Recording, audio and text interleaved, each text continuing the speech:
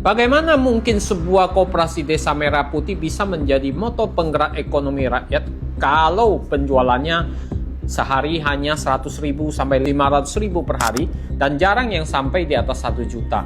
Bagaimana mungkin ekonomi desa bisa tumbuh kalau stok berasnya kosong, rak-rak masih banyak yang kosong, dan barang yang sudah dipesan seminggu lalu belum juga datang? Bagaimana mungkin kita bisa mendapatkan SDM yang terbaik kalau belakangan ini ramai diberitakan banyak manajer koperasi Desa Merah Putih yang akan mengundurkan diri karena persoalan penempatan, ketidakjelasan gaji, ikatan dinas 2 tahun, hingga informasi adanya denda 100 juta apabila mengundurkan diri sebelum masa kontrak berakhir.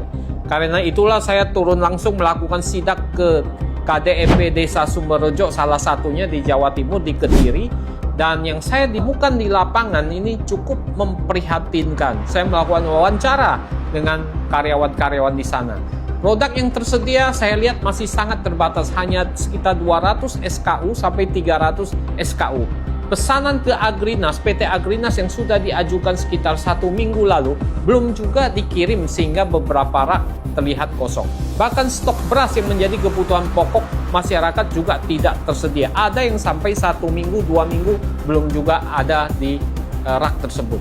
Saya juga menemukan adanya karyawan yang sudah bekerja tapi belum mengetahui secara pasti berapa gaji yang akan mereka terima. Padahal kepastian mengenai hak dan kewajiban pekerja merupakan hal mendasar yang seharusnya sudah jelas sejak awal.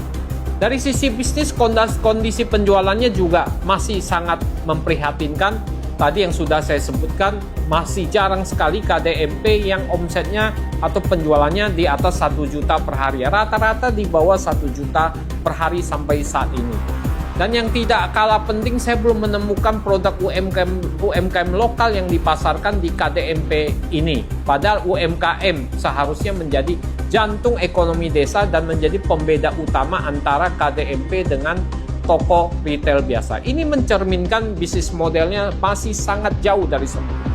Saya mendukung penuh tujuan besar Koperasi Desa Merah Putih, tetapi dukungan tidak berarti menutup mata terhadap berbagai persoalan yang terjadi di lapangan. Kalau isu SDM sedang ramai dibicarakan, sementara di lapangan masih ditemukan masalah pasokan barang, penjualan yang rendah, produk UMKM yang belum bisa masuk, dan ketidakjelasan bagi pekerja, maka ini adalah alarm yang harus segera mendapat perhatian.